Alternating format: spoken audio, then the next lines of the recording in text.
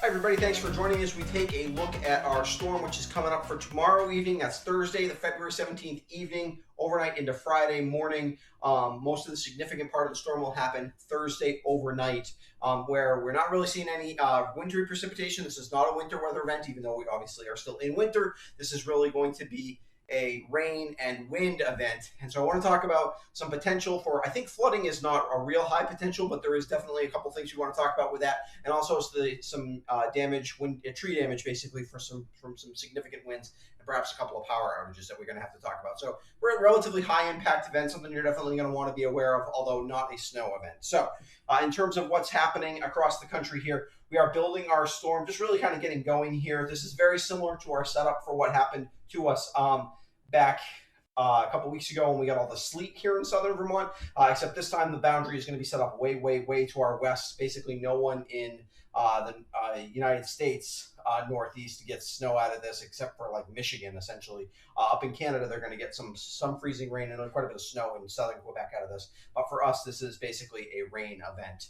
And let's go through and talk about, well, first let's take a look at satellite imagery. You can see the storm really is starting to get going. You have kind of this stalled out boundary. The boundary's still moving in the northern part, but the boundary's stalled across the southern part of the states. We've got a little bit, the subtropical jet stream is continuing to pump moisture in, and then we've got this upper level area of low pressure that's heading towards this area, and what it's going to do is develop a storm here along the front that's going to ride the whole wave of the front as the front kind of stalls with southeasterly flow out of the southwest into the northeast, giving us our warm temperatures. Let me go back to the radar map real quick. I just want to point out temperatures, particularly south of us. We're talking temperatures in the 70s, 60s, and 70s, well up into Kentucky, even into southern. We're well into the 50s in Ohio.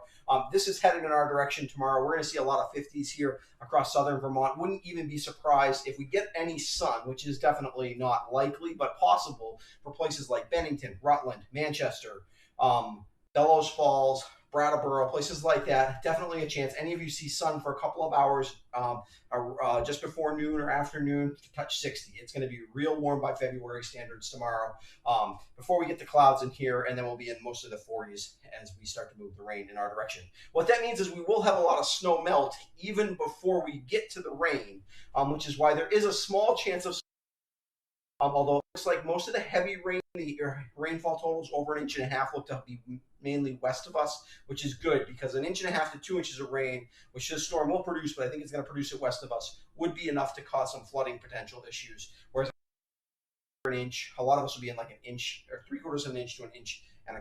So that's, but we will have to keep an eye on that because not that far away from us in upstate New York, it does look like more like 2 inches of rain. So if that moves just a little bit with that axis of heaviest rain, for some significant, not significant, but some moderate flooding issues. So here's the setup. Here's the front. It's basically stalled out. The storm, you can't even really see it here on this map, but it's forming basically over Arkansas by tomorrow morning. It hasn't really moved much from where it is today. By tomorrow afternoon, it is starting to move. It's basically over where the Ohio and Mississippi rivers come together there in western Kentucky.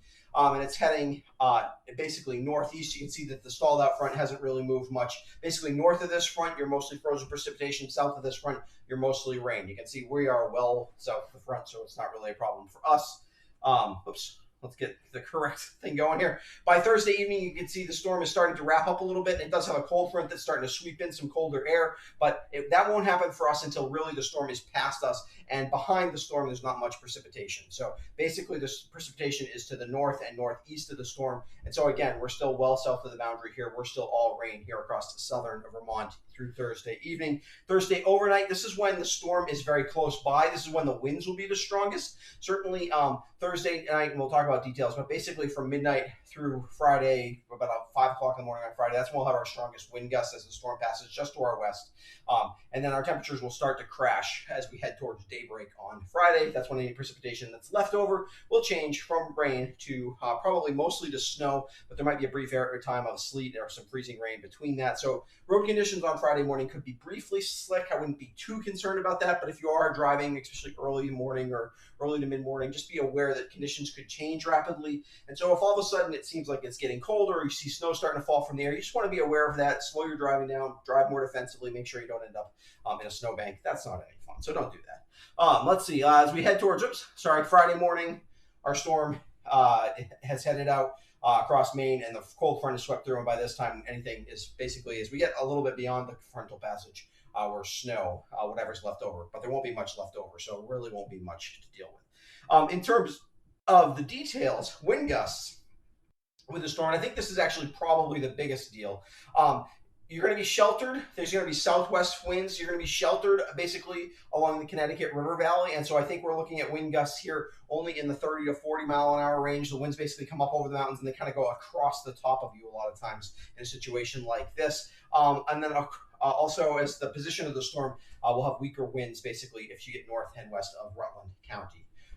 Then for most of us in the higher terrain and in the western part of the state, 40 to 50 mile an hour winds, and then some 50 to 60 mile an hour winds, particularly as you head like Route 9 out of Brattleboro up to Woodford. You're going to see some 50 to 60 mile an hour winds. If you're heading Route 11 out of Manchester up to Peru, those kind of areas. If you're heading through Snow Valley in Wind Hall, you're going to be seeing 50 to 60 mile an hour winds. This is not a highly populated part of the state. However, it could cause some power outages. You could, in the yellow area, see some widely scattered power outages as well. As a matter of fact, I have a map to kind of show that for you. I think our biggest threat here is for scattered. What does scattered mean? This means like you could have 3 or 4 in a town, could have 3 or 4 outages, separate outages that cause power to go out to. It sort of depends on where the tree comes down, but this is the kind of thing you should be prepared to lose power in this red area for up to maybe 10 hours or so. Most of you won't, but a few of you could. In the isolated, this is where you might lose power for a couple of hours. And then I think basically north, pretty much no power outages, and probably very few also right along the Connecticut River. So not a huge threat there. In terms of your details for what's going on, there's quite a bit to talk about. Light showery precipitation begins tomorrow afternoon. So if you're going to be out tomorrow morning, is actually not a bad day to be out in the morning. If you want to go for a walk, it's going to be really warm, probably cloudy. Could be a sprinkle even in the morning, but most of the precipitation holds off till the afternoon. And whatever comes in the afternoon is still showery or spotty in nature. So if you've got a radar app on your phone, take a quick look, see if you can't get outside and try to enjoy some 50-degree temperatures. Heavy rain holds off till after 6 p.m. Winds pick up Thursday evening. Peak gusts happen between midnight and 5 a.m. Friday. So if you wake up Friday and you got power, you're probably not going to lose it, almost certainly. Winds will be strongest on the western slopes of the Green Mountains with some power outages like we talked about. 0.75 to 1.25 inches of rain, which should be just shy of causing flooding concerns. Like I said, we'll have to keep an eye on that because an inch and a half to 2, and I would start to be worried about that. The only exception I would make is the river ice has really built up on some of the rivers. And so if you're in one of those places that gets ice jam issues, like I live in Londonderry, and so up by the rescue squad in Londonderry on Route 100, very typical that there's water goes over the road there sometimes when the ice kind of gets piled up in the flat area there. That is definitely a place where you could see some issues. Certainly the West River also, as you head down to the Brattleboro area, you can see some the ice start to jam up there, and it can cause some issues. It doesn't tend to cause issues of the same nature as a lot of our flooding issues here in southern Vermont, but there are a few spots that see this. So if if you're in one of those spots. So if you are, just be prepared, keep an eye out, because if the ice jams up in the right way, it sort of causes a dam there, and then it causes issues. So just be aware of that. We do end as a little mixed precipitation, so roads can be a little slick on Friday morning. So that's your details for the storm. I will be back probably tomorrow afternoon, I think, looking at what I've got scheduled-wise to try to get you an update on this storm as we get going with it. Otherwise, Friday morning I'll be live, or I will not be live, but I'll have your forecast, your weekend forecast as well. Weekend weather looks a little less interesting than this particular period of time. So otherwise, if you've got any questions, certainly feel free to ask me on social media or send me an email, things like that. I'd like to get back to you and try to get information to you. Otherwise, try to stay safe out there. And if you got to travel on Thursday night into Friday, just be aware it's going to be very windy and very wet.